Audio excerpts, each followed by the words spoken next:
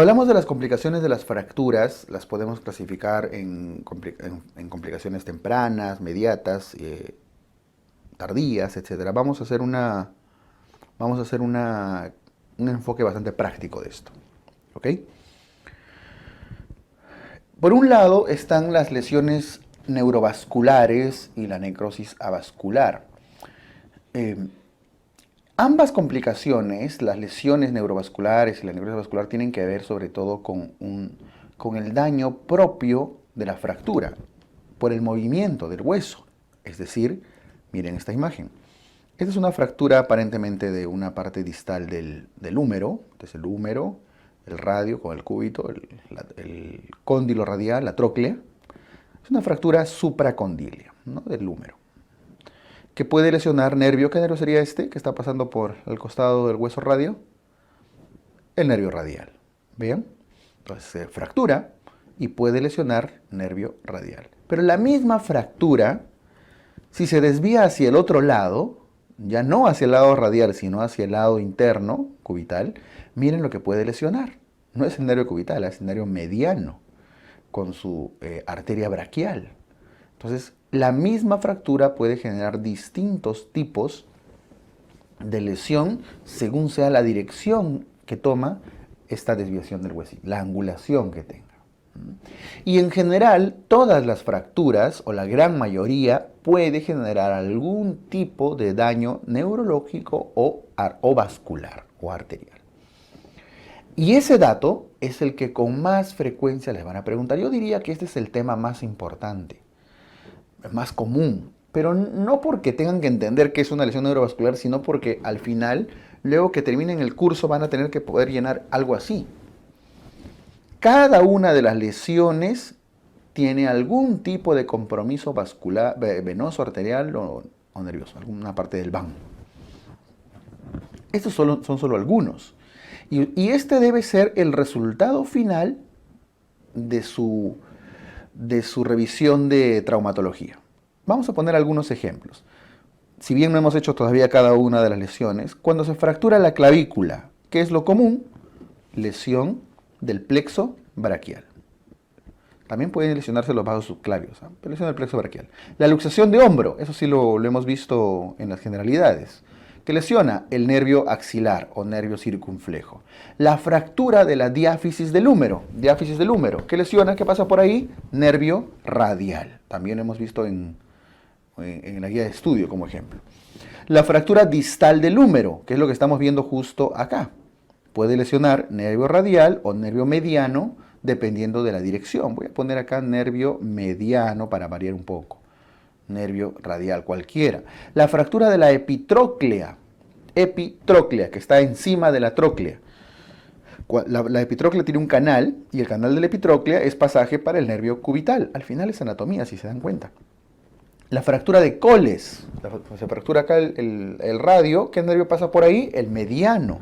Puede comprometer el nervio mediano. La luxación de codo, sobre todo la posterior, también puede comprometer el nervio mediano. La fractura del cuello del fémur. Cuello de fémur, que es este de acá. Vean. Ahí está. Se fractura el cuello de fémur y puede generar necrosis de la cabeza. Pero este cuellito de fémur lesiona ramas de las arterias circunflejas. Voy a poner acá arterias circunflejas o ramas de ellas. La diáfisis del fémur puede lesionar la arteria femoral, que es una grandota, y eso puede generar shock. La fractura distal del fémur, ya prácticamente rodilla, el van ciático popliteo, incluyendo la arteria poplitea, el nervio ciático. La fractura de tibia puede lesionar la arteria tibial anterior, incluyendo el nervio tibial anterior o nervio peroneo profundo. La fractura de la cabeza del peroné puede lesionar el nervio peroneo común, etcétera, etcétera, etcétera. Hemos puesto solo algunos, pero de la unión de las generalidades de las fracturas, con un entendimiento, un recuerdo de la anatomía, tanto el miembro superior e inferior, ustedes podrían llenar un cuadro de estos y responde, les aseguro, un 60 o 70% del examen, porque la gran mayoría de preguntas tienen que ver con eso, con una lesión y está comprometiendo qué nervio, qué arteria o qué movimiento se ve comprometido. Tal vez no se lo pregunten de forma tan directa, pero tal vez podrían decir: Luego de una fractura de la epitróclea, hay tal movimiento que no se puede realizar o tal músculo que no se puede contraer. Entonces, el nervio comprometido acá es el nervio cubital y tienen que conocer a qué cosa inerva el cubital, ¿no es cierto? Y así con el mediano, con el axilar, etcétera, con todos. Finalmente, este debe ser el resultado final de su preparación. ¿Está bien? Cuando terminemos el capítulo, esto debe poder llenarse con mucha facilidad y un cuadro incluso mucho más grande que este, más completo. Entonces, las fracturas, ven que de por sí pueden generar algún tipo de daño nervioso o vascular. Ahora, si no han entendido todos estos, ahorita no se estresen porque de eso se trata el programa. Vamos a ir viendo lesión por lesión, uno por uno, todos, hasta el pie. Ahora, la necrosis avascular es una complicación que tiene cierta frecuencia, sobre todo cuando se lesionan, como en esta imagen, cuellos, porque se lesiona el cuello de un hueso y se interrumpe el pasaje de sangre y esto puede generar una necrosis de la cabecita. Entonces el fémur, el mismo húmero, cuando se lesionan ahí sus vasos circunflejos, genera necrosis de la cabeza. Y eso puede ser grave, porque incluso puede necesitar prótesis. Entonces cuando se afectan cuellos de huesos largos, pero no solo cuellos de huesos largos, sino también algunos huesos cortos como el escafoides, por ejemplo. El escafoides puede, cuando se rompe el escafoides, que es un hueso del carpo, puede generar una necrosis también cuando sus vasos circunflejos se fracturan, se lesionan. ¿Ok? Bien, entonces están relacionados los temas.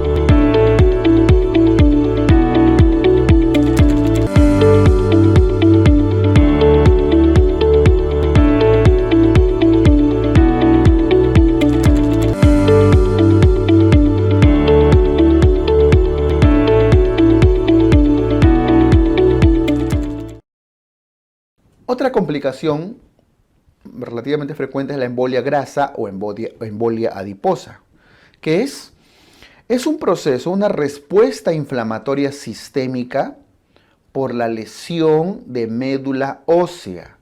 Se rompe la médula ósea, que está en algunos huesos largos, y se liberan émbolos grasos y citoquinas al torrente sanguíneo. Evidentemente, para que liberen émbolos en gran cantidad y de gran tamaño, tiene que ser un hueso de gran tamaño. Por eso esto ocurre con fracturas de huesos largos principalmente. Fracturas de huesos largos. Como ven acá, aparentemente el fémur se fractura y su médula libera el torrente sanguíneo, médula ósea, citoquinas y demás. Y eso, ¿qué sintomatología puede traer? Daño pulmonar, distrés respiratorio propio de la embolia pulmonar. Creo que eso ya por neumología lo pueden comprender, ¿no es cierto? La embolia pulmonar secundaria a la liberación de grasa. Ahí está. Esa fractura de huesos largos después compromete horas o días después un compromiso pulmonar, que por supuesto no siempre se ve en la radiografía, ¿no? O sea, de hecho no es común encontrar hallazgos significativos en una radiografía, pero es para representar una probable embolia pulmonar. Y no solo el problema es pulmonar, sino también hay alteraciones del sensorio, porque los émbolos no van solo a los vasos torácicos y pulmonares, van a zonas cerebrales también, alteración del sensorio, todo por liberación de émbolos. La respuesta inflamatoria sistémica secundaria a la liberación de citoquinas genera una respuesta inflamatoria que se manifiesta muchas veces por petequias. Petequias no solo en la piel, sino también en las conjuntivas. Entonces aquí los casos clínicos que les puedan presentar son bien sencillos. Una persona que se fractura y horas después o al día siguiente está con alteración del sensorio, distrés respiratorio, petequias puntiformes, lesiones puntiformes en las conjuntivas o en la piel, listo, embolia grasa. Hay algunas tablitas para diagnosticar los criterios. Eso no es para memorizar, solo para que vean cuáles son los componentes que pueden haber. El rash petequial da 5 puntos, ¿cierto? Esto de acá. Cambios en la radiografía de tórax, que no son muy comunes, 4 puntos. La hipoxemia ya tiene que ver con el distrés respiratorio, 3 puntos. Si es que hay fiebre, 1 punto, por la respuesta inflamatoria, ¿no? Taquicardia, taquipnea, 1 punto, confusión, 1 punto. Score mayor de 5 es indicativo de embolia grasa, obviamente con el antecedente de una fractura traumática. Más de 5, o sea, a partir de 6. Bastan las petequias con fiebre después de una fractura y listo, ya está diagnosticado. O cambios en la radiografía de tórax con distrés respiratorio, ya tiene 7, listo. Entonces, usualmente son los hallazgos más importantes, ¿ya? Para diagnosticar embolia grasa. Muy bien, el tratamiento ya es manejo médico, ¿no? El manejo de la embolia, de hecho, y tratar de fijar lo más pronto posible, estabilizar la fractura para que no se sigan liberando émbolos. Y el resto ya es manejo neurológico, manejo neumológico, dependiendo de la situación. Manejo de la respuesta inflamatoria.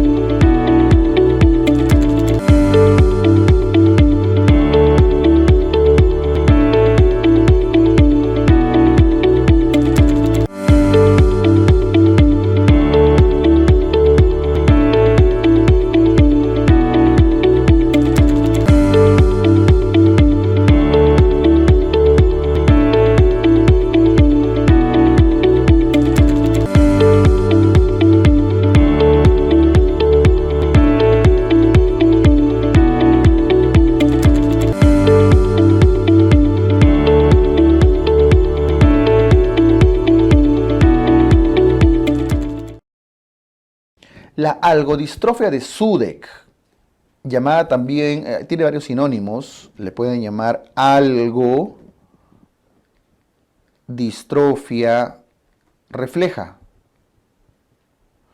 síndrome doloroso regional complejo, distrofia simpático refleja, síndrome de Sudeck, etc. Diferentes nombres. Al final todos llevan a lo mismo.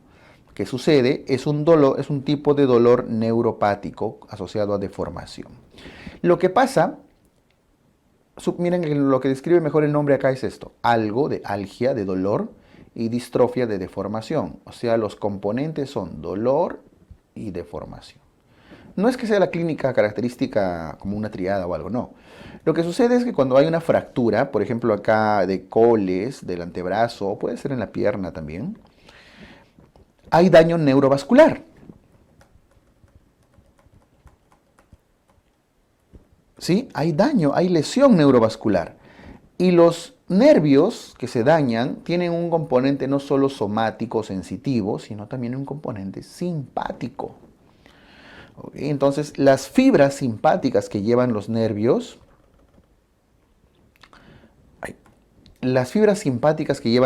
se lesionan y no se reparan con mucha facilidad. Muchas veces se consolida el hueso, ya se recupera el huesito, pero el daño simpático queda como una forma refleja, permanente, de ahí los nombres, refleja o reflejo. Queda como un dolor constante, pero es un dolor inespecífico. No olviden que el estímulo de las fibras simpáticas no da un dolor localizado, muy claro. El estímulo de las fibras simpáticas da un dolor inespecífico y a veces mal localizado. ¿Ok? Entonces, lo que ocurre en el síndrome de Sudeck es un daño de fibras simpáticas. Entonces, tiene dos etapas. Algunos describen hasta tres, pero vamos a verlo práctico. Una etapa temprana y una etapa tardía. En una etapa temprana hay un dolor, pero es un dolor, no el dolor por las fracturas, sino es un dolor de alguna manera neuropático. Un dolor inespecífico, constante, ¿ok? Asociado a hiperhidrosis por el estímulo de fibras simpáticas. Hay sudoración de la mano, aumento del vello. Suda la mano y empieza a crecer pelitos más que en la otra mano, por eso siempre hay que compararlas, ¿cierto? Y además de edema. La mano está edematizada, hinchada, como lo ven. Duele y genera una deformación por el edema y con cambios propios del estímulo simpático. Pero a largo plazo, después de algunos meses, persiste el dolor, pero termina atrofiándose. Hay una atrofia. ¿Por qué? Por desmineralización. No es tan apropiado decir por osteoporosis, porque hablar de osteoporosis ya implica calcular las desviaciones estándar y todo, ¿no? Pero se desmineraliza. Ahora, si en el examen les viene, pues la ergodistrofia de Sudeck en su fase tardía se caracteriza por osteoporosis, sí, correcto. Es una desmineralización, pero ya, le pueden llamar, sobre todo si no hay otra opción. Hay atrofia y dolor, un dolor permanente, dolor neuropático. Dolor, ¿qué puse ahí? Dolor más. Por eso es que el síndrome de Sudeck se caracteriza siempre por algo, dolor y deformación. Al inicio se hincha y después termina atrofiándose. ¿Okay? Todo eso sintetiza las características clínicas del síndrome de Sudeck, típico sobre todo de huesos largos, más aún en el miembro superior, por fracturas a nivel del antebrazo. Y esta sintomatología se manifiesta en la mano.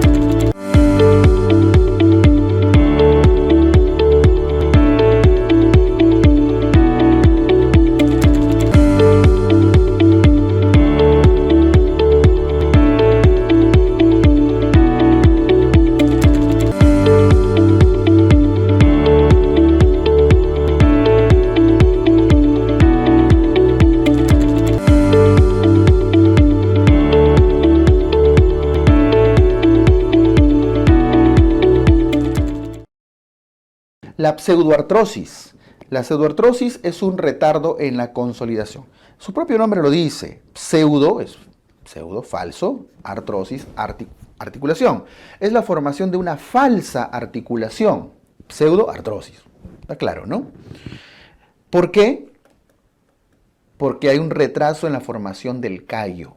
Debió consolidarse, pero no se formó el callo. Entonces, al no formarse el callo, termina formando como si fuera una nueva articulación. No debería estar unido, rígido, pero hay una alteración acá. Usualmente esto se define cuando hay una demora hasta más allá de 6 meses. Habíamos dicho que el tiempo de formación del callo era de 4 a 6 semanas. Eso es poco más de un mes, pero puede retrasarse. Es normal que se retrase. 1 mes, 2 meses, 3 meses y bueno, ya está. Demoró, pues algo habrá pasado, ¿no? O los fármacos que le dan o los problemas metabólicos. Pero ya irse más allá de los 6 meses, 9 meses en ciertas guías, ya dicen, no, esto no, ya fue, esto no va a consolidar nunca. Ya fue, se ha formado una nueva articulación, al punto que incluso a veces les aparece hasta como una cápsula. Por eso se llama pseudo. Y es común sobre todo en fracturas de huesos largos. No es exclusivo, porque algunos huesos cortos, como el escafoides, también pueden hacer pseudoartrosis, sobre todo porque les diagnostican mal. Les diagnosticamos mal. ¿Qué caracteriza la pseudoartrosis? Movilidad anormal y muy escaso dolor. Esto es lo más característico. La movilidad anormal no debería moverse, pues, si es un hueso que se está consolidando. Si se está formando una nueva articulación, se forma un movimiento anormal. Factores de riesgo: mala inmovilización, tracción excesiva, infecciones. O sea, lo inmovilizaron mal y el hueso está que baila, ¿no? Lo jalan mucho, a veces cuando hacen tracción, lo alejan los extremos, los cabos, si lo quieren llamar. No consolida. Se infecta, se daña el tejido, no consolida. Ahí está. Miren a la derecha, hay diferentes patrones de pseudoartrosis. Eso no es para memorizar necesariamente, pero que vean las diferentes formas que puede tomar una mala consolidación. A veces quiere consolidar, por eso se hace como hipertrófico, pero tal vez no lo han inmovilizado bien, que el constante movimiento del hueso no le permitió aproximarse. Crece, hay un intento, como ven ahí, de consolidación, pero no, al final no sucede, termina hipertrofiándose. A este patrón radiológico se le llama en patas de elefante. Es como si dos elefantes hicieran chócala, ¿no? Chócala acá, el otro elefantito. Ahí está. Tiene el mismo patrón, patas de elefante, ¿sí? Es el patrón hipertrófico. Usualmente, no es exclusivo, pero casi siempre está relacionado a una mala inmovilización. Es un factor de riesgo. Las atróficas tienen menos proliferación porque generalmente los han alejado, los han traccionado mucho. De repente no han sido afrontados correctamente. Miren que a pesar que le han puesto un fierro acá, incluso a pesar que lo han operado, no está correctamente unido. Tal vez la cirugía no estuvo bien hecha, la inmovilización, qué sé yo. Generalmente está asociado a una tracción excesiva. Y este flotante, aquí el problema es que ven, se ha perdido tejido. ¿Y por qué se ha perdido ese tejido? Miren acá, prácticamente son 2 puntitas de lápiz. ¿Por qué se ha perdido tejido? Usualmente por infecciones. Entonces va de la mano, ¿no? ¿Ya? Las hipertróficas usualmente por mala inmovilización, las atróficas generalmente por tracción y las flotantes, en punta de lápiz así, por infecciones, por osteomielitis que generan una pérdida tisular. No es, como les digo, exclusivo uno para cada uno, de hecho es multifactorial. A esto se agregan incluso los fármacos, los antibióticos, y los estilos de vida de la persona, etc. Pero por ahí como que está más relacionado. Listo, eso es la pseudoartrosis. Por favor, no olviden que la clínica más importante es la movilidad anormal. No debería doler. El dolor es mínimo, escaso. Casi no debería doler. El tratamiento usualmente se considera quirúrgico, es decir, generar un lecho cruento, hacer un curetaje, un raspado acá, y nuevamente volver a unir, y esta vez sí con sus placas, sus tornillos y todo el material quirúrgico necesario, ¿no? Para que esté completamente fijo. Generalmente esto pasa cuando le dan opciones ortopédicas y no tiene buen pronóstico. Aunque a veces lo operan, como en la foto, como acá, y es mal operado, ¿no? o insuficientemente, pero quizá. Entonces el tratamiento suele ser quirúrgico, una osteosíntesis. Muy bien. Esto con la pseudoartrosis.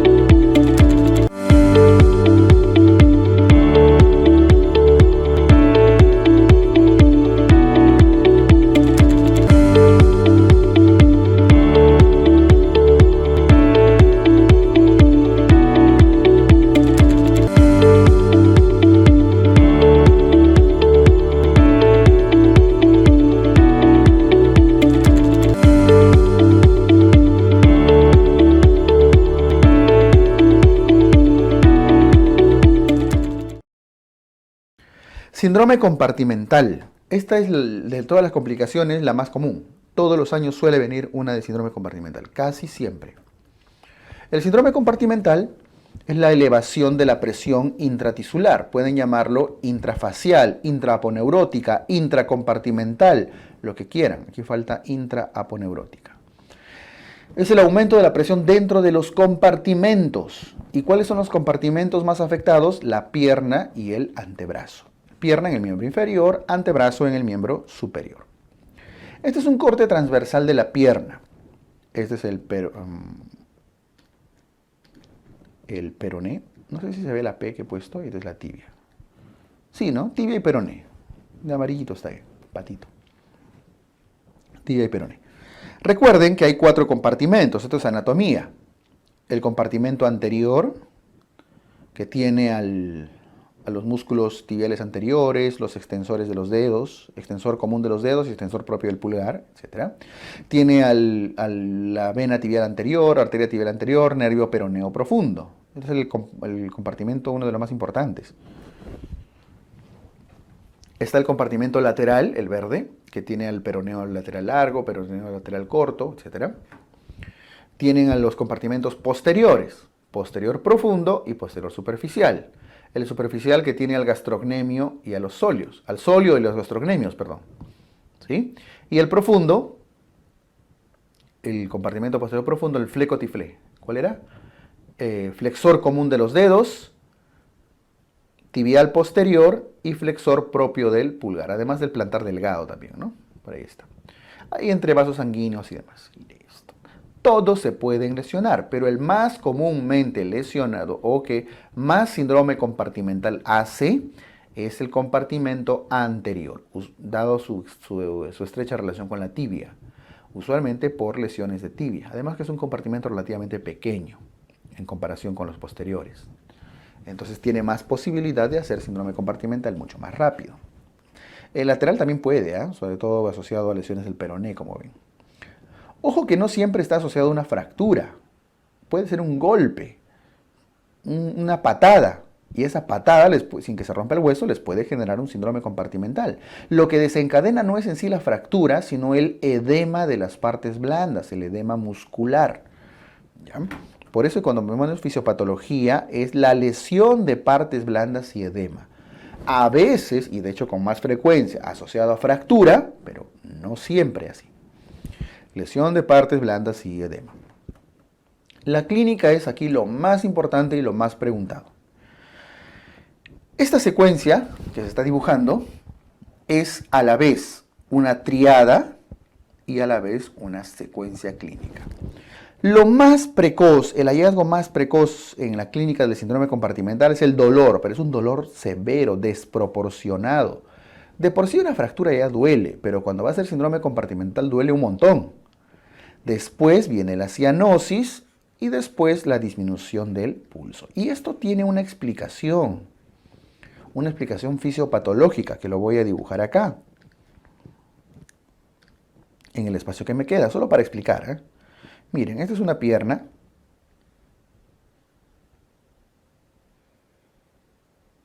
Esta es una pierna, ahí está. Y se rompió un huesito X, ¿no? Entonces, aquí está el compartimento anterior, la aponeurosis y la aponeurosis. No olviden que los músculos están cubiertos por aponeurosis en la pierna, ¿no? Y la aponeurosis no es elástica, por eso es que cuando se llena, se edematiza, pues se hincha y ahí viene. Cuando se rompe el hueso y genera un daño de las partes blandas a ese nivel, se edematiza el músculo y demás, al edematizarse, ¿qué es lo primero que ocurre? Aumenta la presión. Al aumentar la presión hay bloqueo de vasos. ¿Cuáles son los primeros vasos que se bloquean? ¿Los venosos o los arteriales? Bueno, de hecho los linfáticos y luego los venosos, casi juntos porque llevan baja presión. Con poca presión ya están bloqueando venas y bloqueando vasos linfáticos. Entonces, cuando ocurre la lesión acá, no hay un adecuado retorno venoso ni linfático. Por eso se empieza a acumular tanto líquido linfático y sangre venosa en el miembro inferior. Por eso era la importancia de elevar las piernas, ¿no? Se acumula. Y la acumulación de líquidos, sobre todo venosos, es lo que nos genera la cianosis. Al comienzo dolía porque la presión sobre las aponeurosis genera dolor. Luego hay acumulación de sangre venosa que lleva a la cianosis.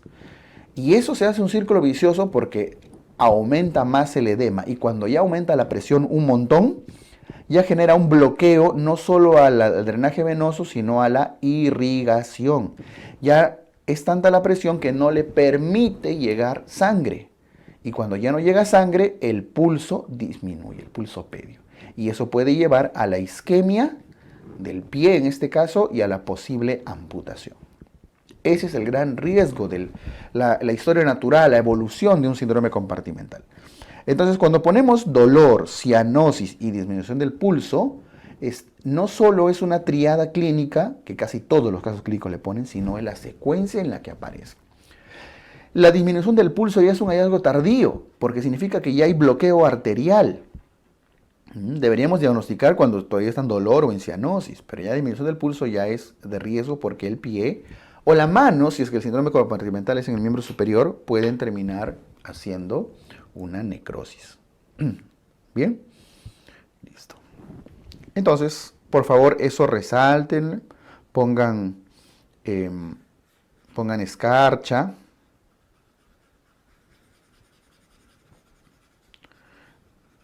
Ay, no quise quitar el resultado. Porque es lo más preguntado, uno de los temas más preguntados de todo traumato, ¿ah? Casos clínicos donde les ponen estos datitos para diagnosticar un síndrome compartimental. ¿Ok?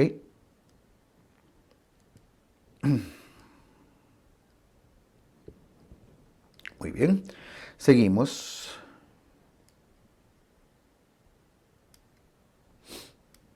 A ver. Además del dolor, la cianosis y la disminución del pulso, puede haber dolor al estiramiento pasivo del compartimento afectado y en general, ¿qué significa esto? Que duele cuando mueven el pie. Porque en cada movimiento del pie, los músculos, tanto del compartimento anterior como de los posteriores, se comprometen. Porque los del compartimento anterior hacen dorsiflexión, extensión del pie, y los posteriores hacen flexión plantar. Entonces, con los movimientos del pie, el compartimento afectado va a tener harto dolor. Pasivo significa que alguien les mueve el pie, ¿no? Porque que uno mismo lo pueda mover es prácticamente imposible. Puede haber palidez, y la palidez ocurre sobre todo cuando hay... la palidez ocurre sobre todo cuando hay bloqueo arterial desde el inicio. ¿Ok? Lesión arterial. No es común, por eso dice raro. Pero téngalo en cuenta, de hecho lo más común es la cianosis. Pero si el bloqueo arterial es muy precoz, podría ponerse pálido antes que cianótico. Puede pasar. Es bien raro. Pérdida de la sensibilidad. De hecho hay compromiso, hay como una especie de neuropraxia, ¿no? El daño de los componentes de las fibras nerviosas. Hay parálisis muscular, evidentemente todo está dematizado, duele. Parestesias del primer y segundo dedos. ¿Qué tienen que ver el primer y segundo dedos? Esto pasa sobre todo cuando el compartimento anterior, el anterior de la pierna, que es el más común, se afecta. Porque no olviden que en el compartimento anterior pasa el nervio peroneo profundo. Tibial anterior, peroneo profundo. Ahí lo estoy mostrando, ¿no? El amarillito ahí. Y este nervio peroneo profundo, solo para acá, va profundo, profundo, profundo y después se hace superficial. Este de acá, que está inervando el primer y segundo dedos, dándole sensibilidad al primer y segundo dedos, viene desde las profundidades. Y no sé si lo notan ahí dentro de las vainas. ¿Sí? Profundo, profundo, y luego reaparece para inervar el primer y segundo dedos. Lo voy a agrandar. Primero voy a poner una flechita para que ustedes vean cuál es. Y luego lo agrando. Ahí está. ¿Lo notan? Está señalando la flechita, el peroneo profundo, que luego se profundiza más y luego vuelve a salir. Ese es el mismo nervio que está pasando por el compartimento anterior. Entonces, si se comprime, si se ve aplastado, va a generar parestesias en el primer y segundo dedos. Es normal, es parte del síndrome compartimental. Bien, hay dificultad para la dorsiflexión y en general para cualquier movimiento del pie. Listo. Pero por favor, todo eso es la clínica. Tengan en cuenta los 3 que les puse arriba. Aquí quiero agregar que el compartimento anterior de la pierna es el más frecuentemente afectado. No es el único, pero el más afectado. Listo, esa es la clínica. El diagnóstico del síndrome compartimental es clínico, principalmente.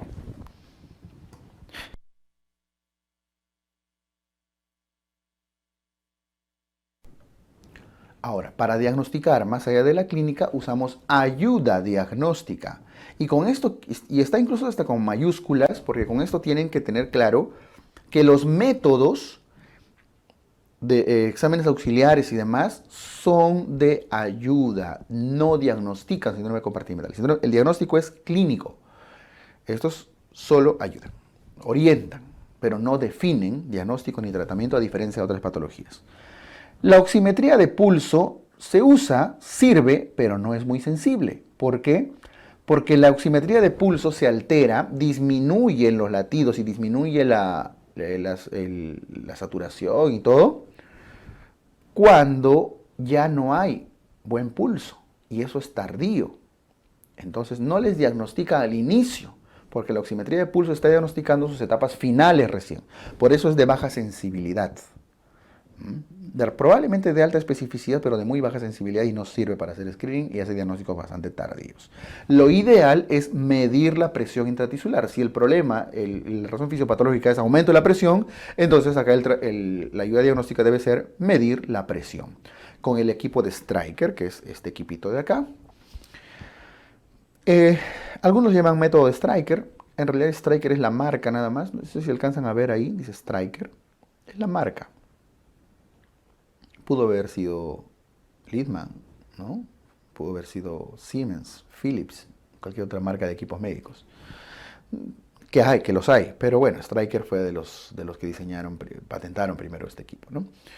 Una agujita que lo clavan, lo presionan, lo hincan en el compartimento afectado con cierta cantidad de líquido, y aquí en esta pantallita les va a mostrar los milímetros de mercurio, ¿no?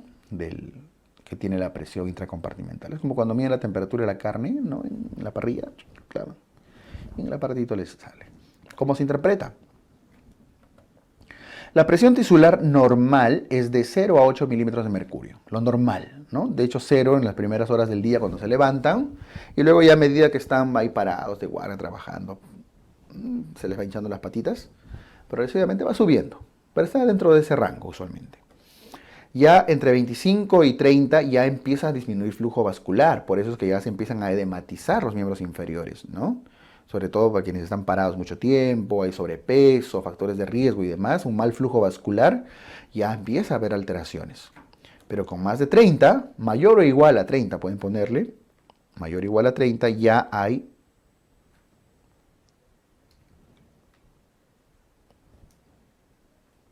mayor o igual a 30, ya pueden diagnosticar síndrome compartimental. Esto es si miden directamente. Ahora, solo por el hecho de encontrar una presión mayor de 30 no significa que ya se diagnosticó el síndrome compartimental, hay que hacer fasciotomía y demás. No, no es tanto así. De hecho, hay más factores que tienen que tomar en cuenta acá. ¿A qué me refiero? Deben haber escuchado o deben haber leído alguna vez, vamos a recordar en todo caso, lo que se llama la presión delta o presión diferencial. ¿Qué es la presión delta o presión diferencial? Es la presión diastólica, perdón, la presión diastólica menos la presión intracompartimental. La presión intracompartimental lo calculan con su equipo de Stryker y la presión diastólica con su tensiómetro, ¿no? Con su esfingomanómetro y demás. Es la presión sistémica. ¿A qué se refiere? ¿Y por qué es importante? ¿Qué tiene que ver con la presión sistémica? ¿Y por qué eso nos ayuda a tomar decisiones? Lo que sucede es lo siguiente. Les voy a hacer otra vez este ejemplo.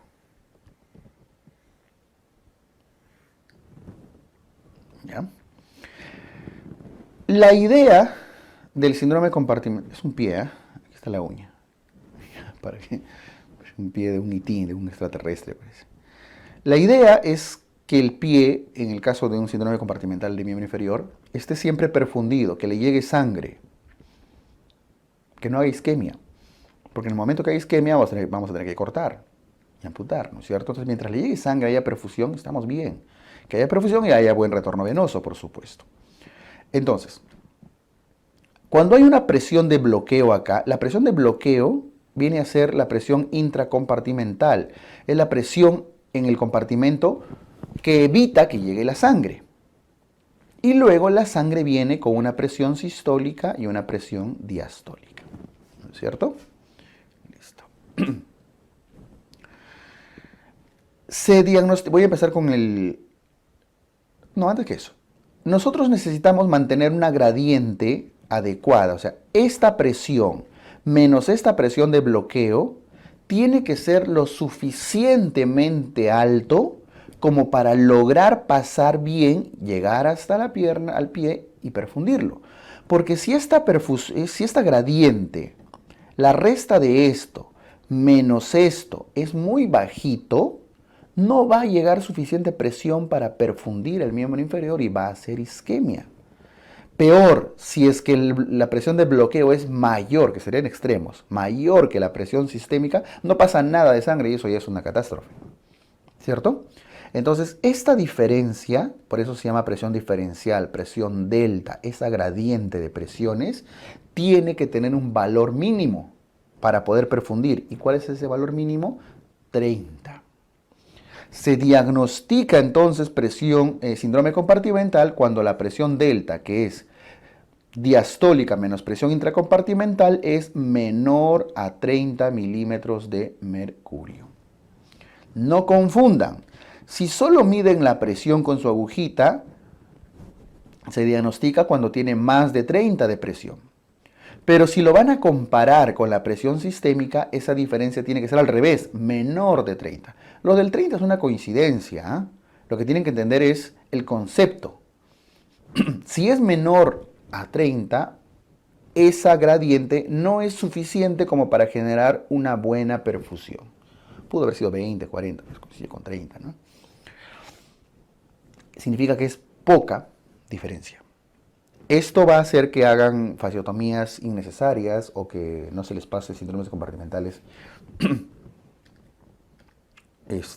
mal diagnosticados, ¿no? Vamos a poner un ejemplo. Vamos a suponer que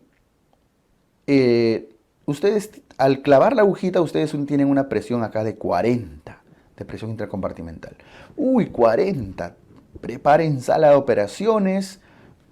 Ya al pobre interno, ¿no? Ya, ahorita de una vez preparen al paciente, pide sala, tenemos que meterlo a hacer fasciotomía, si pierde la pierna va a ser tu culpa y todo. Entonces el interno dice, doctor, pero la presión arterial de este paciente es 120/80.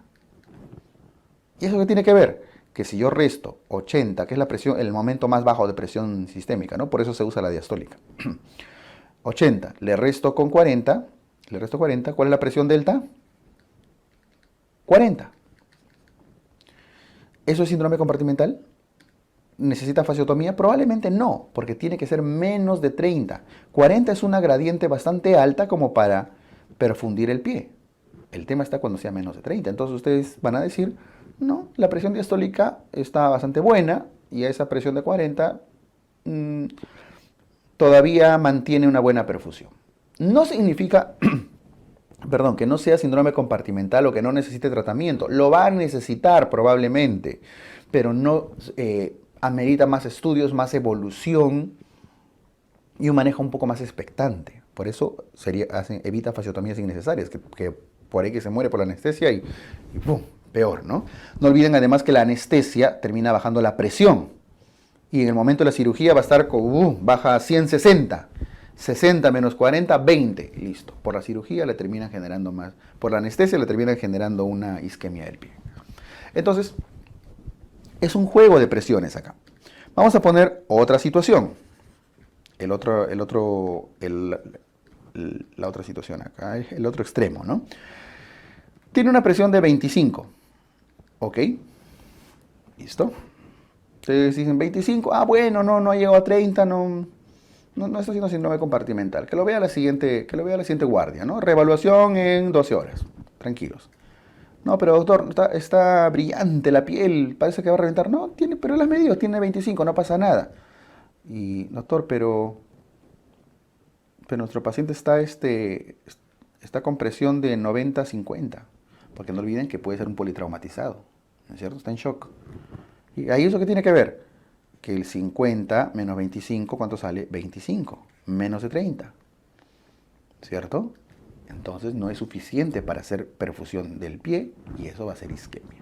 Debería, no necesariamente entrar a fasciotomía, sino que deberían poner mucha atención a esto. En hidratarlo mejor, en corregir la volemia, volver a tomar una presión distinta en un rato, etc. Si se dan cuenta es mucho más dinámico, ¿no es cierto? Y toma en cuenta el estado general del paciente, sus funciones vitales, su estabilidad hemodinámica y todo. No es solo punzar el músculo y se acabó. Tiene que ver con el medio interno en general. Listo. Entonces, el concepto que quiero que tengan es ese. Se diagnostica con una presión mayor de 30 o con una presión diferencial menor de 30. Y al final de todo, que habíamos dicho, esto es solo una ayuda diagnóstica, la decisión va a tener un criterio clínico principalmente. Sea cual fuere la forma como lo han diagnosticado, el tratamiento va a ser el mismo. Ahora sí se entiende esto de medidas de soporte general, ¿verdad? Es un paciente que tiene que estar correctamente hidratado y manejado en cuanto a sus funciones vitales. Hidratación, manejo de la volemia. Pero el tratamiento en sí es la fasciotomía, una vez diagnosticado el síndrome compartimental. Hay que descomprimir. Ojo que no solo es cortar la piel, porque el problema no está en la piel, el problema está en la saponeurosis. Miren, aquí en la mano incluso se puede hacer eso.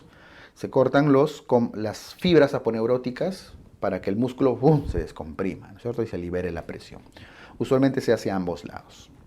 De hecho, esa es la otra pregunta más común cuando les ponen casos clínicos de síndrome compartimental. ¿Cuál es el tratamiento? Y creo que la respuesta de aquí es sencilla, fasciotomía. Quería que entiendan bien el tema del diagnóstico y el juego de presiones.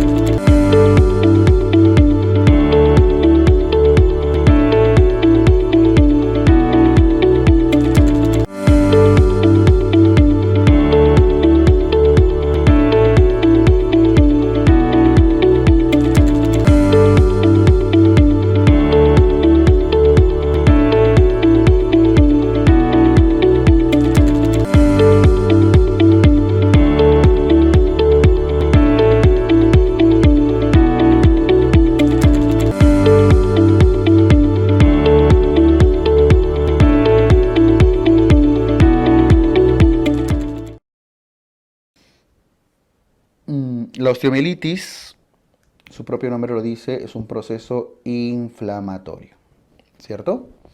Un proceso inflamatorio que en el caso de traumatología, de lesiones traumáticas, suele estar relacionado a fracturas abiertas, expuestas, pero no siempre, ¿eh?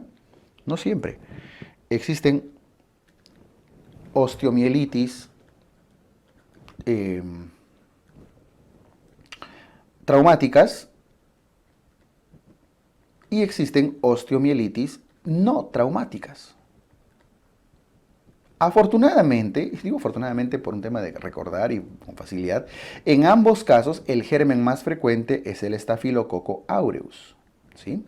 La osteomielitis traumática es más común en los jóvenes, en los adultos, usualmente por trauma. Pero las no traumáticas son muy frecuentes en los niños, generalmente por un foco infeccioso alejado. Hasta una faringitis, una celulitis en alguna parte del cuerpo puede, por vía hematógena, terminar formando un foco osteomielítico en alguna parte. Curiosamente, la zona más frecuente de osteomielitis en los niños suele ser la tibia. Y en los adultos el trauma, no olviden que las fracturas, sobre todo expuestas, son más frecuentes en la tibia también. O sea que sea cual fuere en ambos casos, es un tema sencillo porque la tibia suele ser el hueso más afectado y si se dan cuenta casi todos los ejemplos están relacionados a la tibia. Y en ambos casos el Staphylococcus aureus es el más frecuentemente, es el germen más comúnmente hallado. Solo quiero reforzar acá que se trata por fracturas abiertas o fracturas expuestas, ¿sí? La clínica característica de la osteomielitis incluye el dolor, la disfunción, pérdida de la función y algo importante, fácil, la fiebre. Donde vean trauma y ahora fiebre, creo que casi el 100% de preguntas de osteomielitis son fáciles, ¿eh? Fáciles. No deberían fallar ninguna pregunta de osteomielitis a menos que se refiera a un dato muy puntual. Dolor, pérdida de la función de la extremidad o del órgano afectado y fiebre. ¿Listo? El diagnóstico de imágenes, el diagnóstico más precoz se hace sobre todo con gammagrafía. La gammagrafía detecta los primeros cambios en la perfusión incluso. Pero si ya se encuentran después de la primera semana, ya pueden usar resonancia magnética o radiografías, cuando ya hay cambios estructurales. Noten acá, esta es una gammagrafía donde están notando cambios en la perfusión, en la función del huesito, y esto es una resonancia magnética que claramente muestra la imagen. Pero las resonancias y radiografías, como la de acá abajo, que es una imagen como ven muy parecida, ya detectan después de incluso en algunas guías dicen después de la segunda semana. 1 o 2 semanas, póngale ahí, ¿ya? Pero lo más precoz usualmente suele ser la gammagrafía. Va a depender, por supuesto, de la evolución clínica, ¿no? Eso es respecto a la osteomielitis aguda. El tratamiento es antibiótico terapia por un mínimo de 4 a 6 semanas como mínimo, orientado, por supuesto, al Staphylococcus aureus, a los gram positivos, ¿sí? Ahora, la osteomielitis puede cronificar, puede ser un proceso infeccioso crónico, y cuando cronifica puede tener diferentes patrones. Puede tener la forma abscedada de Brody, el absceso de Brody, que es una imagen muy similar a esta, ¿no? Y que si lo ven de forma esquemática, el absceso de alguna manera tiende a necrosarse al centro, o sea, trata de salir, de fistulizar incluso a veces. El periostio muchas veces lo contiene, pero los abscesos tienden a ser un foco de necrosis al centro. Ese foco de necrosis se suele llamar como secuestro, el sequestrum, o simplemente secuestro. El secuestro es el tejido necrótico que se forma en las osteomielitis crónicas por necrosis. Por cierto, el tejido sano que se empieza a formar alrededor se llama el involucro. La osteomielitis crónica se caracteriza justamente por eso, porque sus abscesos tienden a formar focos necróticos en el interior, secuestro y formación de tejido sano de neohueso alrededor que se llama el involucro o involucrum, si lo dicen en latín, ¿no? La forma abscedada de Brody es la forma más frecuente. Ahora, existen otras formas como la esclerosis de Garré, que hay un proceso de no no un absceso en sí, sino un proceso inflamatorio en la corteza, ¿no? Una esclerosis. Y cuando afecta al periósteo, que en este caso se ha hecho con cuero cabelludo, con zona craneal, se llama la periostitis o lesión perióstica de Ollier. Entonces, la periostitis de Ollier, la esclerosis de Garré y el absceso de Brody, que son los tres patrones comunes de la osteomielitis crónica. Las osteomielitis crónicas, sobre todo el absceso de Brody que forma secuestros, son de tratamiento quirúrgico. La osteomielitis crónica. Quirúrgico, que tiene que ver con resección del tejido necrótico, resección de la necrosis. Listo, entonces, en conclusión, en su forma aguda, muy frecuente por fracturas abiertas, Staphylococcus aureus, dolor y disfunción, fiebre, gammagrafía más precoz y más específico, pero después de la segunda semana, la resonancia magnética, antibiótico terapia. La cronificación tiene distintos patrones, pero sea cual fuere el patrón de cronificación, el tratamiento ya suele ser quirúrgico, que consiste en la resección del tejido necrótico. Punto. Eso como tema de osteomielitis. Bien. Y con eso terminamos las complicaciones de las fracturas. Si se dan cuenta, la más importante y la más preguntada es el síndrome compartimental.